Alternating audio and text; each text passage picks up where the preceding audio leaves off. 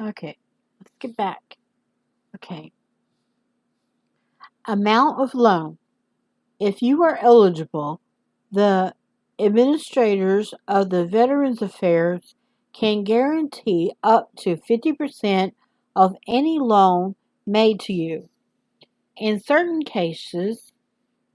of second loans, cases of a second loan made to cover the balance of the loan made by the federal agency, he may guarantee up to 100% of the amount. In neither event can he guarantee more than $2,000 for non-real estate loans or $4,000 for real estate loans, parentheses, or a prorated portion of the loan of both types or a combination thereof. End of parentheses. Such a loan such loans cannot bear interest more than 4% a year. The administrator will pay the amount equal to 4% of the amount originally guaranteed. Loans are paid back in full in not more than 10 years on non-real estate loans, 25 years on real estate loans other than for the purchase of farm real estate, or 40 years on farm realty. Loans may also be paid back at any earlier time without penalty if the veteran wishes. For whom you may borrow. If a loan meets the requirements of the law and the regulations of the Veterans Administration, you can borrow from any individual or any firm or corporation. Loans made by lending agencies supervised by the state or federal laws may be automatically guaranteed. Loans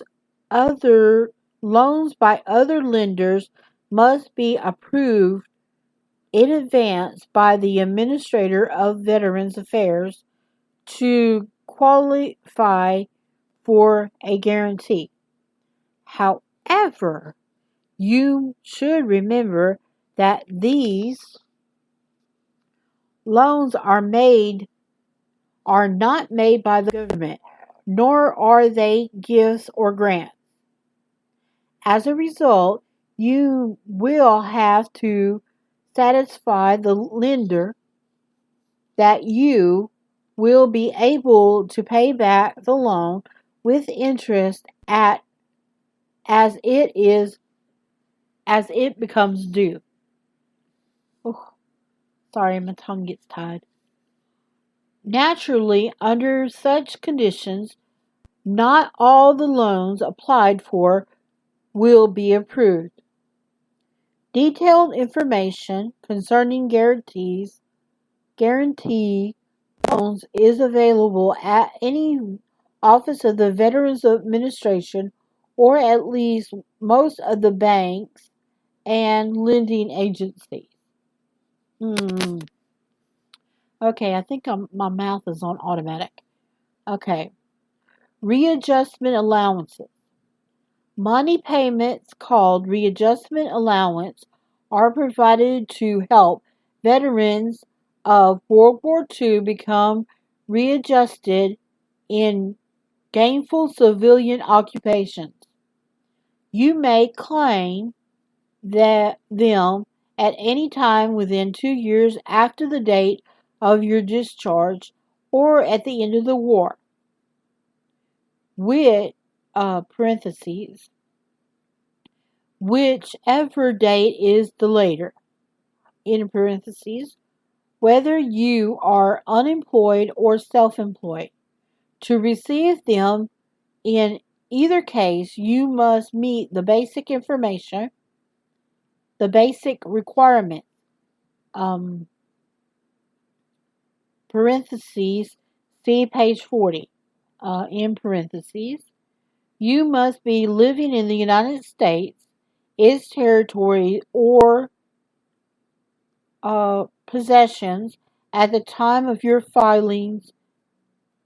time you file your claims, and must make claims in the way of the law directs. And of course, this is 1946, so this is before Hawaii or Hawaii. Okay, let's get back to this. Claims are not payable, however, while you are receiving increased pension or subsistence allowance under the educational provisions of the GI Bill. Who is eligible? To be eligible for readjustment allowance for unemployment, you must be, number one, able to work and available for suitable work. In case you become ill or disabled, this requirement will not stop you from collecting allowances, providing, of course, you are unemployed and were claiming allowance at the time of you becoming sick or disabled. Number two, totally or partially unemployed. And number three, uh, registered to work with a public employment office. I've done all that, and I ain't a veteran. I'm just reading it just to be reading it. Okay. Readjustment allowance for self-employment are paid only for full calendar months during which you were fully engaged in self-employment for profit in an independent business, trade, profession, or occupation under your own direction and management. I like that. Okay. Amount and duration of payment. You may receive 8 weeks of allowance for each month. 8 weeks of allowance for each month of your first 3 months of active service and 4 weeks of allowance for each additional month of active service between the 16th of September 1940 and then at the end of the war up to the total limit of 52 weeks, parentheses 10 and 2/5 months if self-employed, in the parentheses. If you are totally unemployed, your allowance is $20 a week. I wish. If no cease will no in no case will your payment be greater than $20 a week. If you are partially unemployed, the payment will make up the difference between your earnings and $23 of any given week. And $23 for any given week. $23. I wish I could make $23. No, I can't right now. If you are self-employed, the amount will be $100 for a calendar month unless your net earnings. Okay? Disqualification for allowance for unemployment. You will be disqualified if 1 week or more if, number one, you leave suitable work voluntarily and without good cause. Number two, you are suspended or discharged for misconduct. 3. You fail without good cause to apply for suitable work to which you have been referred by a public employment office. 4. You fail without good cause to accept suitable work when offered. Or 5. You fail without good cause to attend a free training course if required by regulations. Well, did all that. Some of this I already did, and it was for something else. Okay, and still didn't get nowhere. Okay, well, I got a little bit of somewhere, but still. Okay, let me get back. You will also be disqualified from receiving an allowance for any week in which your unemployment is due by a stoppage of work by a labor dispute. Ooh, labor dispute. Never gotten one of them. Okay, any period of which you have been declared enabled or disqualified will not be counted against the total remaining payments to which you may be entitled. Where to apply? To claim allowance or to get the facts about your eligibility, apply at the nearest local office of the United States Employment Service or at the local office of unemployment compensation agency of the state where you live. Decisions on your eligibility are made by the Unemployment Comprehension Agency of the various states.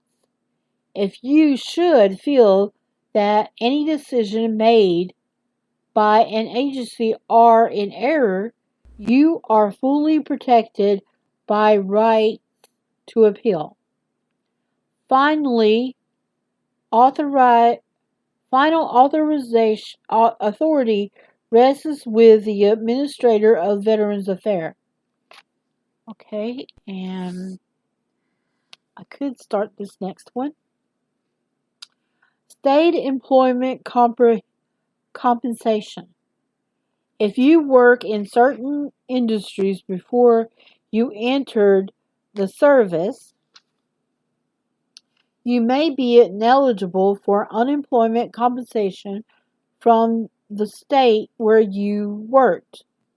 State laws differ widely, however, and for information on this, you should consult an unemployment compensation agency of that state.